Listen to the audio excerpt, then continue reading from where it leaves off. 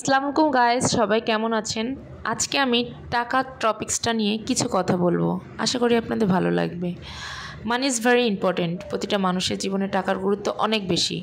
আমরা জানি টাকা থাকলে সব কিছু হয়, আবার না, কিছু কিছু ক্ষেত্রে টাকা থাকলে দেখবেন কিছুই হয় না। যাই হোক, আপনার কাছে এখন অনেক টাকা আছে, আপনি চাইলে একটা নিউ সিরিজের আইফোন নিতে পারেন, নো প্রবলেম। আপনার কাছে অনেক টাকা আছে, আপনার এখন ইচ্ছা হচ্ছে আপনি দেশের বাইরে ট্রাভেল করবেন, আপনি সাথে সাথে চলে যেতে পারেন Singapore, Dubai, Maldives, Malaysia, Paris, Italy, nothing, anyway যে কোনো জায়গায় আপনি যাইতে পারেন। আপনার কাছে টাকা আছে, আপনার এখন ইচ্ছা হচ্ছে আপনি 5 স্টারে ক্যান্ডেল লাইট ডিনার করতে পারবেন।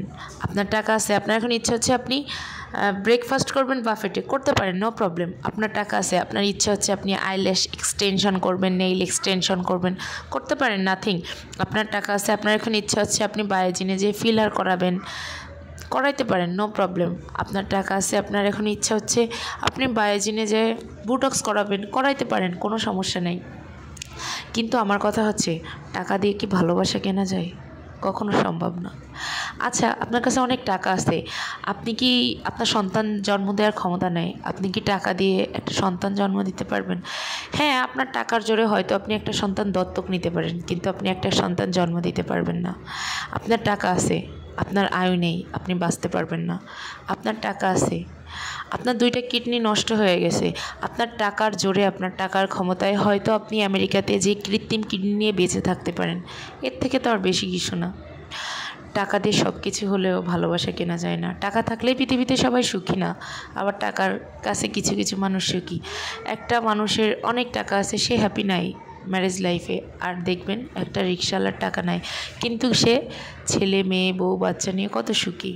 ওদের দেখলেই বোঝা যায় জীবনটা কত সুন্দর। এই জন্যই টাকা থাকলে সব সময় সব কিছু সম্ভব হয়ে ওঠে না। টাকা থাকলে অ্যাটলিস্ট আর যা করা যাক, ভালোবাসাটা কখনো কেনা যায় না। টাকার কাছে সবাই সবসময় বিক্রিও হয় না। যাই হোক, আজকে টাকা নিয়ে অনেকটা কথা বললাম। আপনাদের কাছে কেমন লাগলো বিষয়টা অবশ্যই কমেন্ট বক্সে জানাবেন।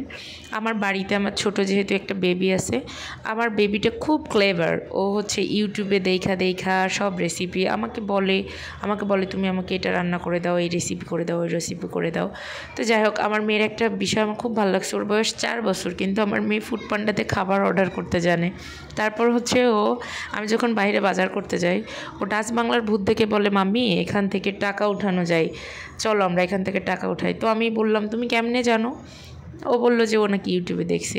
তো যাই হোক, ওর আবদারে আজকে আমি চিংড়ি মাছের মালাইকারি, মাংস, বেগুন ভাজি আর দই খাওয়ার জন্য খুব বায়না করতেছিল, তাই বগুড়া থেকে একটা ওর জন্য দই আসছিল বাসায়। তো এই তো ওর জন্য আজকে ছোটোখাটো কিছু খাবারের আয়োজন ছিল। ভিডিওটা অবশ্যই কেমন লাগলো জানাবেন, ভালো লাগলে লাইক, কমেন্ট, শেয়ার করবেন। আল্লাহ হাফিজ।